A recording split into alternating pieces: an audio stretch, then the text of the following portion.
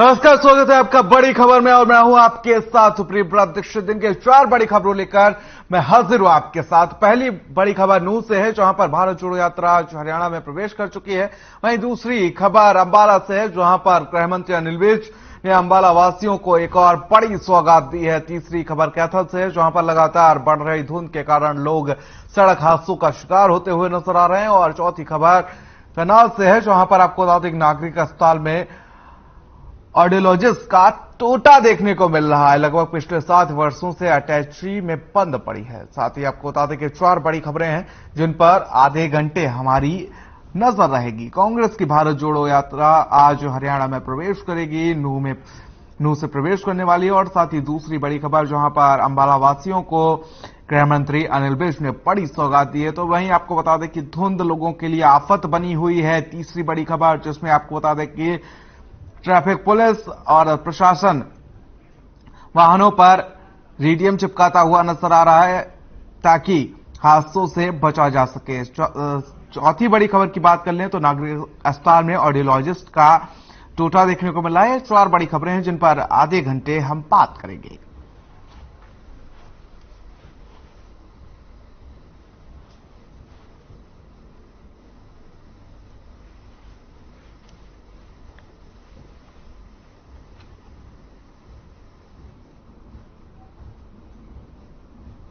चलिए पहली बड़ी खबर की बात करेंगे। हरियाणा में राहुल गांधी की भारत जोड़ो यात्रा का 3 दिन का पहला फेज शुरू हो गया है और राजस्थान हरियाणा बॉर्डर पर नूंह में भारत जोड़ो यात्रा की फ्लैग सेरेमनी हुई है। और राजस्थान के सीएम अशोक गहलोत की अगुवाई में हरियाणा कांग्रेस के अध्यक्ष उदय भान और भूपेंद्र हुड्डा को फ्लैग सौंपा गया है। वहीं पब्लिक मीटिंग के बाद राहुल गांधी ने समर्थकों के साथ पैदल चलना शुरू किया और सुबह के वक्त हरियाणा में घनी धुंध के बीच यात्रा आगे बढ़ते हुए फिरोजपुर झुरका पहुंच चुकी है। और यात्रा में हरियाणा कांग्रेस के नेता राहुल गांधी के साथ चल रहे हैं। और साथ ही आपको बता दें कि हरियाणा में भारत जोड़ो यात्रा में नेता प्रतिपक्ष भूपेंद्र हुड्डा यात्रा में शामिल हुए हैं। और साथ ही कांग्रेस प्रदेश अध्यक्ष उदय भान भी इस दौरान मौजूद नजर आए हैं।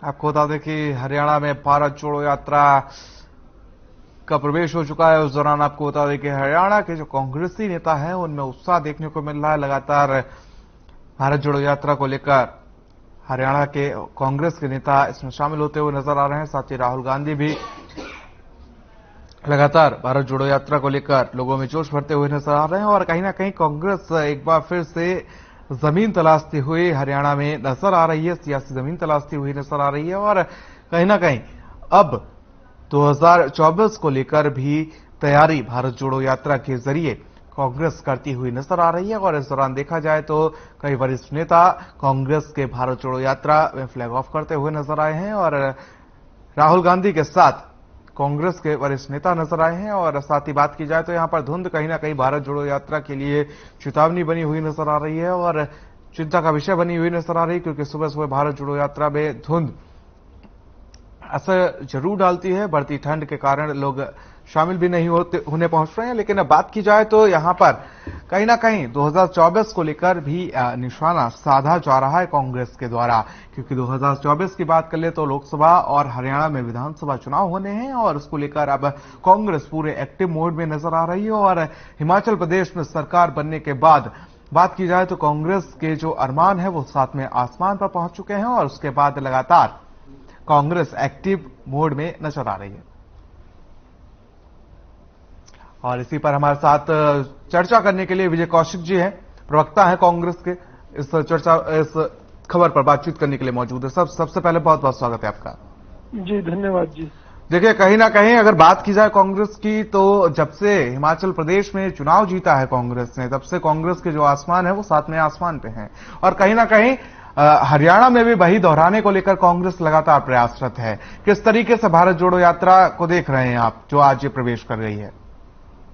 देखिए, इसका तो सीधा सा मकसद है भारत जोड़ो यात्रा, जो देश के अंदर एक भय का माहौल है, जो आप भाईचारा भारतीय जनता पार्टी की नीतियों ने खराब किया है, जो जनता के ऊपर महंगाई की मार है, बेरोजगारी की मार है, विदेशी कर्ज की मार है, जो घोटालों की हरियाणा में सरकार है, इसको बेनकाब करने के लिए राहुल गांधी जी जनता से संवाद कर रहे हैं और जनता की बातों को पूरे देश के सामने रखेंगे कि किस प्रकार यहाँ शासन की जगह कुशासन है। हरियाणा में चौधरी भूपेंद्र सिंह हुड्डा जी, दीपेंद्र हुड्डा जी, उदय भान जी, शैलजा जी, सभी नेता कांग्रेस के इस यात्रा को सफल बनाने में जुटे हुए हैं और जो कांग्रेस द्वारा एक प्रयास किया गया था कि ज्यादा से ज्यादा लोग इस यात्रा से जुड़े, उसमें लोग खुद ब खुद आगे आ रहे हैं। यात्रा का भव्य स्वागत किया जा रहा है, जगह जगह लोग फोन। शैलजा जी का आपने जिक्र किया है, जिस तरीके से उनको तो छत्तीसगढ़ भेज दिया गया है। नहीं, पार्टी में जिम्मेवारियां दी जाती हैं, लेकिन किसी नेता को जो जिस प्रदेश से है वो अपने प्रदेश में खत्म थोड़ी ना होता है। भाई सभी को साथ लेकर चलते हैं हुड्डा जी, यही उनकी खूबी है। चौधरी भूपेंद्र सिंह हुड्डा जी शैलजा जी को भी साथ लेकर चलते हैं। हमारे अन्य जो नेता हैं, चाहे वो किरण चौधरी जी हों, चाहे रणदीप सिंह सुरजेवाला जी हों, सभी को साथ लेकर चलते हैं। हुड्डा जी की यही खूबी है और यही कारण है कि हरियाणा में भारत जोड़ो यात्रा नए आयाम स्थापित करेगी और इससे जो चलिए कितने आयाम स्थापित करेगी और बीजेपी के लिए किस तरीके से चुनौती बनेगी, ये भी हम जान लेते हैं। हमारे साथ प्रोफेसर वीरेंद्र सिंह चौहान जुड़ गए हैं, प्रवक्ता हैं बीजेपी के साथ। स्वागत है आपका। जी धन्यवाद। देखिए कहीं ना कहीं अब एक नई चुनौती आपके लिए बनती हुई है। कांग्रेस की जो भारत जोड़ो यात्रा है वो नई चुनौती बनती हुई नजर आ रही है और कहीं ना कहीं जब से कांग्रेस के अध्यक्ष बदले हैं तब से कांग्रेस बिल्कुल एक्टिव मोड में नजर आ रही है और शायद इसी का नतीजा था कि हिमाचल में कहीं ना कहीं पटकनी दे दी आपको और अब तैयारी कांग्रेस जो है वो हरियाणा में करती हुई नजर आ रही है। ऐसी खुशफहमी किसी कांग्रेस के प्रवक्ता को या नेता को हो जाए तो चलेगी, लेकिन बतौर एंकर आपकी अगर ये ऑब्जर्वेशन है तो बिल्कुल ऑब्जर्वेशन क्या सर, जनता ने कहीं ना कहीं आपको पटकनी दे दी है, आपको नकार दिया है। सुनिए नकार दिया जी तो सही, कहाँ नकार दिया, कौन से आंकड़े पढ़कर आए हैं? हिमाचल में हमारी वोट परसेंटेज कितनी कम है उनसे, पॉइंट्स में। हिमाचल का ट्रैक रिकॉर्ड है, हर बार वहां अल्टा पलटी होती है। जो कांग्रेस 100 चुनावों में राहुल गांधी की अगुवाई में नकारी जा चुकी है, जो कांग्रेस अभी गुजरात में बहुत बुरी तरह ऐतिहासिक तौर पर नकारी गई, उस कांग्रेस को अब हमारे लिए चुनौती बता रहे हैं। और राहुल गांधी या उनकी यात्रा पता किसके लिए चुनौती है आपको? राहुल गांधी हमारे लिए चुनौती नहीं अवसर हैं। राहुल गांधी अपनी पार्टी के लिए पनौती भी है, चुनौती भी है। राहुल गांधी जब से ये कैसे शब्द यूज कर रहे हैं, शर्म आनी चाहिए। कल को लोग मोदी जी को पनौती कहेंगे तो क्या कहेंगे फिर? चलिए ये थोड़ा सा शब्दों को मर्यादा में रखा जाए, ठीक है? खोलकर सुनिए जरा, सुनिए। मोदी जी के लिए इन निकम्मे कांग्रेसियों ने कौन कौन से शब्द प्रयोग किए हैं, जरा डिक्शनरी खोल करके उनके अर्थ देखिएगा और सुनिए ध्यान से। मैं ही पनौती इसलिए कह रहा हूं, राहुल गांधी को जिम्मेदारी के साथ कह रहा हूं कि जब से राहुल गांधी कांग्रेस के शिखर पर हैं, भारत की सबसे प्राचीन, सबसे पुरानी और किसी जमाने में सबसे बड़ी रही पार्टी वो 50 से नीचे सिमट रही है पिछले 2 चुनावों में। तो और पनौती क्या होता है? चलिए भारत जोड़ो यात्रा पर मैं कमेंट चाहूंगा वीरेंद्र जी आपका। मैं उसी पर ही कह रहा हूं, भारत जोड़ो के बजाय ये कांग्रेस जोड़ो का काम कर लें जिस हरियाणा के पड़ाव के दौरान तो बहुत बड़ी बात होगी। चलिए विजय जी अध्यक्ष बनने के बाद ऊर्जा आ गई। सुनिए जरा ध्यान से, नया अध्यक्ष बनने के बाद या अध्यक्ष मंडल बनने के बाद कांग्रेस में क्या नया हो गया? आज तक प्रदेश के पदाधिकारी नहीं बना पाए, जिलों के पदाधिकारी नहीं बना पाए, विधानसभाओं के पदाधिकारी नहीं बना पाए। आपको पता नहीं कौन सी ऊर्जा नजर आ रही है इनमें। ये हारे हुए नकारे हुए लोग हैं, कहीं नहीं है 3 में न 13 में। शैलजा भूपेंद्र सिंह हुड्डा को नेता नहीं मानती, भूपेंद्र सिंह हुड्डा कुमारी शैलजा को नहीं मानते। इस मानने न मानने में कुलदीप बिश्नोई इनका साथ छोड़ गए। इनके प्रदेश अध्यक्ष थे तंवर साहब, सांसद रहे, प्रदेश अध्यक्ष रहते हुए पार्टी से उनको थकिया करके निकाल दिया गया। कौन सी कांग्रेस में ऊर्जा की बात कर रहे हैं? अरे भाई साहब चलिए विजय जी मैं ये कहना चाहता हूँ कि ये लोग इतने परेशान हैं कि दिन रात केवल यही देखते रहते हैं कि राहुल गांधी जी क्या खा रहे हैं, क्या पहन रहे हैं, किस तरह के जूते पहन रखे हैं, किस तरह की चप्पल पहन रखी है। राहुल पर अरे भाई देश के बारे में सोचिए, प्रदेश के बारे में सोचिए। सेनाओं का निरादर फरीदाबाद जैसी जगह पर कूड़ा उठाने का काम चाइना की कंपनियां कर रही हैं, उनको अमीर करते जा रहे हैं लोग। देश का व्यापार घाटा चाइना के साथ बढ़ता जा रहा है, उसकी चिंता नहीं है इन्हें। चाइना भारत के ऊपर हमलावर हो रहा है, आज उसका जवाब देने की बजाय उस पर संसद में भी बयान देने के लिए तैयार नहीं है। तो ये तो इनकी हालत है। पार्टी को जो भारत की सेना के बारे में तौर पर हमारे सिपाही ये लोग भारतीय शर्म आनी चाहिए, जो शर्म आनी चाहिए। चलिए विजय जी, कहीं ना कहीं रटा रटा है, देखिए जवाब मत दीजिए। यहाँ पर भारत जोड़ो यात्रा को लेकर चर्चा हो रही है, आप चीन तक पहुंच गए, यही शायद गलती भी है कहीं ना कहीं कांग्रेस की। नहीं चलो, आप मुद्दे पर बात ही नहीं करना चाहते। देश की चिंता करना, देश के ऊपर विदेशी हमलों की चिंता करना गलती है, तो ये गलती हम 100 बार करेंगे। ये जब आपसे भारत जोड़ो यात्रा को लेकर पूछा जा रहा है तो आप चीन पर चले जाते हैं। भारत जोड़ो यात्रा सफल है, उससे भारतीय जनता पार्टी बौखलाई हुई है। राहुल गांधी जी यात्रा के माध्यम से लोगों को भी जोड़ रहे हैं। चलिए ये नतीजे बता देंगे 2024 के कि लोकसभा और विधानसभा में कितना आप बढ़त बना पाते हैं या सरकार बना पाते हैं। फिलहाल बहुत बहुत शुक्रिया आप दोनों का हमारे साथ जुड़ने के लिए। चलिए दूसरी बड़ी खबर की बात करेंगे।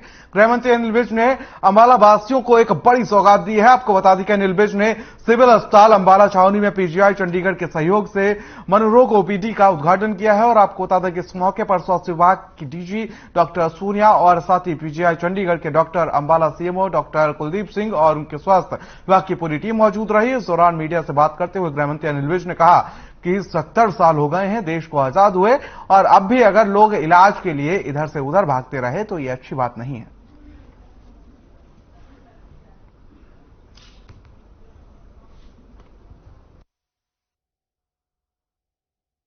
अंबाला के लिए, पूरे हरियाणा के लिए बहुत ही अच्छा दिन है कि आज पीजीआई के साथ हरियाणा की स्वास्थ्य सेवाओं ने मेंटल हेल्थ को जोड़ा है। जैसा कि अभी मंत्री जी ने बताया कि मेंटल हेल्थ समस्या कितनी बड़ी है और इसका जो यहाँ पे ओपीडी खोली गई है, आज जो पीजीआई के डॉक्टर्स भी आएंगे और जो हरियाणा के स्वास्थ्य सेवाएं यहाँ दे रहे हैं वो पूरा सहयोग देंगे। तो एक बहुत ही अच्छा इनिशिएटिव जो यहाँ के स्वास्थ्य मंत्री जी ने लिया है, बड़ा सराहनीय है। मंत्री जी है तो मुमकिन है, और मंत्री जी के लगातार ऐसे प्रोजेक्ट आते रहेंगे। आने वाले दिनों में जैसे आज मंत्री जी कह रहे थे, ये तो मेंटल हेल्थ का है, चाइल्ड हेल्थ का भी आएगा और एक और प्रोजेक्ट ट्रॉमा केयर का भी प्रोजेक्ट जल्दी ही पीजीआई की तरफ से एमओयू मंत्री जी ने ऑर्डर दे रखे हैं। मैं पहले वैसे रिवील कर रहा हूँ, करना नहीं चाहिए। तो चाइल्ड हेल्थ का वो हो जाएगा। हमारे बच्चे जितने वेंटिलेटर की जरूरत है, पीजीआई ने ये एमओयू साइन करने जा रहा है कि सारे के सारे अंबाला और आसपास के जिलों के जितने बच्चे होंगे वो हम लेंगे।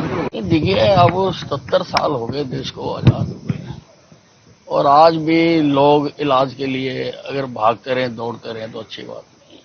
इसलिए हम सारे अपने प्रदेश में सब जगह पर ये सुविधाएं मुहैया करा रहे हैं।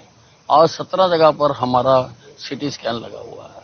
आज हर जिले में हमारे डायलिसिस सेंटर है, हमारे 4 कैथ लैब चल रहे हैं और अंबाला छावनी की जो कैथ लैब है वो 3 साल में 11,000 स्टंट यहाँ पर डाल चुके हैं। वो भी स्टंट डाला जाता है कम दाम पर, केवल 54,000 के ऊपर ये स्टंट डाला जाता है। मैं ये चाहता हूँ कि सारे प्रदेश में इस प्रकार की सुविधाएं दी जानी चाहिए, बढ़िया बढ़िया सुविधाएं मिलनी चाहिए सारे प्रदेश में।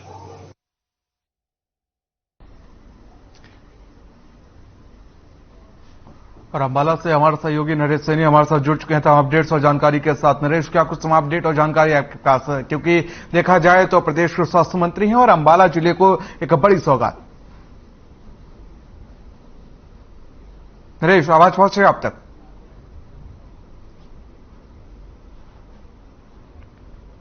चलिए, शायद संपर्क नहीं हो पा रहा है, फिर से जुड़ने की कोशिश करेंगे। तो आपको बता दें कि अंबाला को फिलहाल प्रदेश के गृह और स्वास्थ्य मंत्री अनिल विज की बड़ी सौगात दी गई है। मनोरोग ओपीडी का उद्घाटन किया गया है, गृह मंत्री अनिल विज ने इसका उद्घाटन किया है। तो वहीं आपको बता दें कि अब लोगों को काफी सुविधा होगी और आपको बता दें कि मौके पर स्वास्थ्य कर्मी मौजूद रहे। और एक बार फिर से हमारे साथ हमारे सहयोगी नरेश हमारे साथ जुड़ चुके हैं अंबाला से। नरेश, किस तरीके से यहां पर देखा जाए तो अनिल विज की एक बड़ी सौगात दी गई है, क्योंकि प्रदेश के स्वास्थ्य मंत्री हैं और अंबाला से वो विधायक हैं, किस तरीके से देख रहे हैं आप?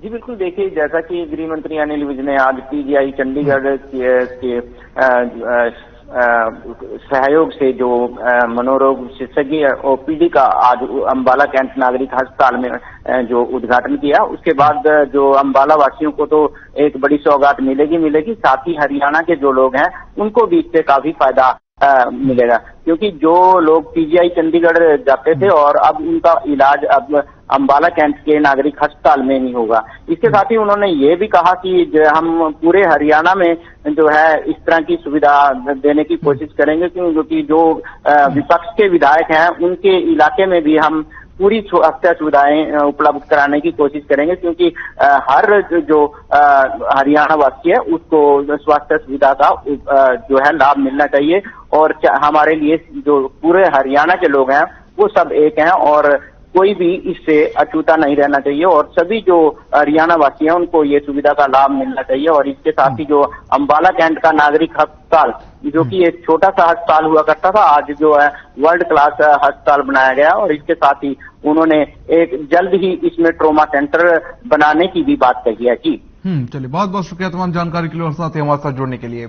चलिए, तीसरी बड़ी खबर की बात करेंगे। लगातार बढ़ रही धुंध के कारण सड़क हादसों की संख्या लगातार बढ़ती जा रही, तो वहीं कैथल ट्रैफिक पुलिस धुंध में लोगों की सुरक्षा करने के लिए और साथ ही सुरक्षित यात्रा के लिए अथक प्रयास कर रही है। इसी कड़ी में कैथल के विश्वकर्मा चौक पर मुख्यालय डीएसपी अनिल कुमार ने लोगों को यातायात नियमों के प्रति जागरूक करने के साथ ही आपको बता दें कि आरएसओ और साथ ही पुलिसकर्मियों को फूल मालाएं पहनाकर सम्मानित किया है। डीएसपी अनिल कुमार ने बताया कि सर्दी के कारण लगातार बढ़ रही धुंध में लोगों को इस सुरक्षित यात्रा के लिए वे अपनी टीम के साथ मिलकर हर संभव प्रयास कर रहे हैं और साथ ही इस बार सड़कों की जो दुर्घटनाएं हैं कम से कम हो, इसके लिए यातायात पुलिस कर्मियों की रात्रि ड्यूटी बढ़ाई गई है और इसके साथ ही पुलिस तेज गति से वाहन चलाने वालों पर भी लगातार नजर बनाए हुए है। राष्ट्रीय राजमार्ग पर रोजाना सुबह और शाम को गति जांच वैन की मदद से वाहनों पर नजर रखी जा रही है।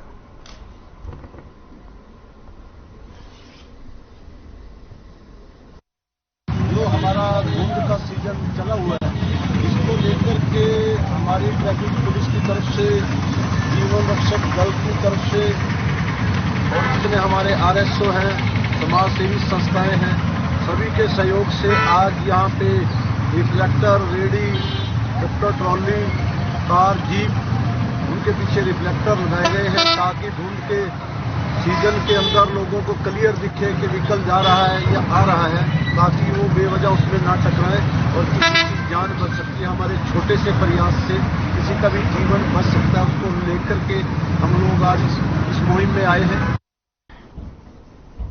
तो धुंध जो है वो कहीं ना कहीं लोगों के लिए परेशानी का सबब बनती हुई नजर आ रही है और फिलहाल हमारे साथ हमारे संवाददाता विपिन हमारे साथ जुड़ चुके हैं तमाम अपडेट्स और जानकारी के साथ। विपिन, क्या कुछ तमाम अपडेट और जानकारी आपके पास, किस तरीके से यहाँ पर ट्रैफिक पुलिस जो है वो लोगों को दुर्घटनाओं से बचाने के लिए रिफ्लेक्टर लगाते हुए नजर आ रही है और किस तरीके से मुस्तैद नजर आ रही है?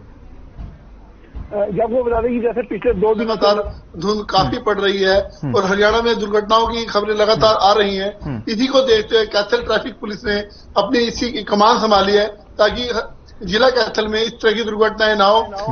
पुलिस लगातार और जीवन रक्षक दल के साथ भी सहयोग कर रही है, समाज सेवी संस्थाओं को भी साथ में ले रही है और रिफ्लेक्टर लगाने का काम, रिफ्लेक्टरी टेप लगाने का काम लगातार जारी है। खासतौर पर ट्रैक्टर ट्रालियों पर या ऐसे वाहनों पर जिनके पीछे की लाइटें काम नहीं करती और लोगों को जागरूक किया जा रहा है कि धुंध के समय में कम से कम निकले और हर गाड़ी के ऊपर रिफ्लेक्टर और रिफ्लेक्टर टेप होनी चाहिए। अपनी लाइटें जला के निकले और कम गति से वाहन चलाएं। अगर तेज गति से वाहन चलाएंगे दुर्घटनाएं भी होंगी और पुलिस भी चालान काटेगी। और पुलिस ने भी 112 नंबर की जो गाड़ियां लगातार सड़कों पर गश्त कर रही हैं कि अगर कोई दुर्घटना हो जाती है तो उसकी सूचना तुरंत पुलिस को मिले और उसको सुरक्षित या जो भी अगर कोई दुर्घटना होती है तो उन्हें अस्पताल तक जल्दी पहुंचाया जा सके। कहीं ना कहीं एक्टिव मोड में जरूर नजर आ रही है, क्योंकि जिस तरीके से बात की जाए तो पुलिस कर्मियों की जो या ट्रैफिक पुलिस जो है उसकी जो ड्यूटी है वो बढ़ जाती है, क्योंकि धुंध की वजह से लगातार हादसे होते हुए नजर आ रहे हैं। क्योंकि हमने देखा है सड़कों पर कि लगातार जब एक हादसा हो जाता है उसके बाद जो पीछे से आ रही गाड़ियों की लगातार टक्कर होती हुई नजर आती है। ऐसे में कहीं ना कहीं जो ड्यूटी है वो बढ़ जाती है, सतर्कता काफी बरतनी पड़ती है कार चालकों के साथ साथ ट्रैफिक पुलिस को भी। आपको बता दें जैसे कि बड़े वाहनों को दुर्घटना तो होती है, लेकिन दुपहिया वाहनों की कोई वैल्यू नहीं होती सड़कों पर, खासतौर पर धुंध के समय क्यों नजर नहीं आते, तो उनको भी सचेत किया गया है कि कम से कम सड़कों पर दुपहिया वाहन लेकर आए बहुत मजबूरी में लेकर आए। और ये आपको आहिस्ता चलना होगा, लाइटें जलाकर चलना होगा, अपनी लाइटें ठीक ठाक हैं इसकी दिन में ही जांच कर लें ताकि धुंध के समय अपना वाहन ना निकालें। पुलिस नहीं चाहती कि दुर्घटनाएं बढ़े और एक्सीडेंट हों। किस तरीके से लोगों को जागरूक करती हुई ट्रैफिक पुलिस नजर आ रही है? जी, ट्रैफिक पुलिस ने जगह जगह कैंपिंग शुरू कर दी है कि वो स्कूलों में, कॉलेजों में, सड़कों पे, चौक चौराहों पर समाज सेवी संस्थाओं को भी साथ में ले रही है ताकि इसका जागरूक अभियान चला जाए। समाज सेवी संस्थाओं से भी उन्होंने रिक्वेस्ट किया कि ये जो रिफ्लेक्टर टेप्स हैं ये जगह जगह पर लगाएं, अपने वाहनों के पीछे लगाएं और खासतौर पे जो ट्रैक्टर ट्रॉलियां उनके पीछे लगाएं जो धुंध में नजर नहीं आती, क्योंकि पराली के जो गट्ठे जाते हैं उनके पीछे कुछ भी नजर नहीं आता। उनको खासतौर पे कहा गया है कि धुंध के समय गाड़ी ना चलाएं। अगर मजबूरी है आपको लेके जाना तो रिफ्लेक्टर टेप्स होनी चाहिए और गाड़ी की स्पीड बहुत कम होनी चाहिए ताकि दूसरे वाहन को उनका ट्रैक्टर ट्रॉली नजर आ जाए और दुर्घटना ना हो। चलिए विपिन, बहुत बहुत शुक्रिया तमाम जानकारी के लिए और साथ ही हम तक खबर पहुंचाने के लिए। चलिए खबरों में आगे बढ़ेंगे और करनाल में नागरिक अस्पताल में ऑडियोग्राफी मशीन लगभग पिछले 7 वर्षों से बंद पड़ी हुई है, जिसमें आपको बता दें कि ऑडियोग्राफी मशीन संबंधित मरीजों को ठीक से इलाज नहीं मिल रहा है और जिसके बाद परेशानियों का सामना करना पड़ रहा है। वहीं नागरिक अस्पताल में ऑडियोलॉजिस्ट का पद 2015 से रिक्त पड़ा है और आपको बता दें कि ऑडियोग्राफी मशीन से कान से सुनने की क्षमता जांची जाती है और इस मशीन को केवल एक बार खोला गया है, फिर ऑडियो मैट्री स्टोर में बंद कर रख दिया गया है। अब आलम यह है कि मरीज अपनी जांच का इंतजार कर रहे हैं और स्वास्थ्य विभाग इसे खोलने के लिए ऑडियोलॉजिस्ट उपलब्ध नहीं करवा सकते।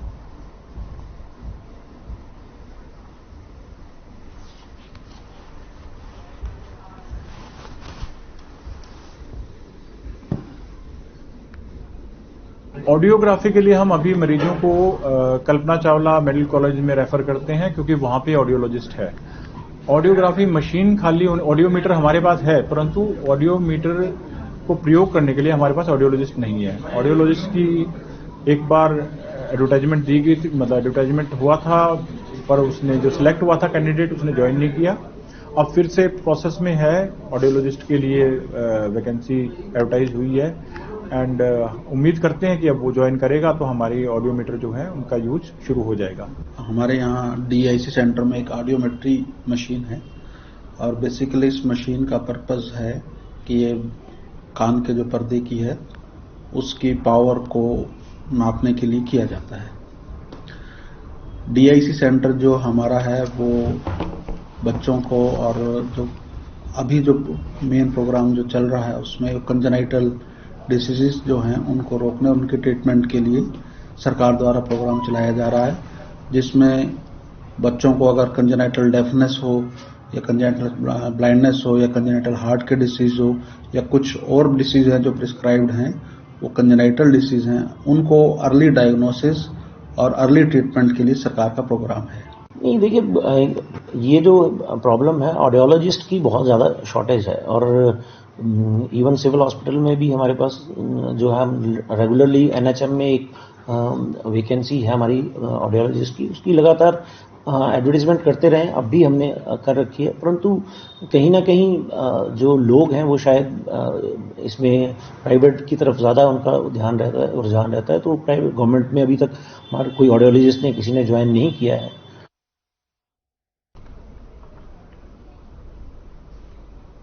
फिलहाल के लिए इतना है, मुझे दीजिए इजाजत, नमस्कार।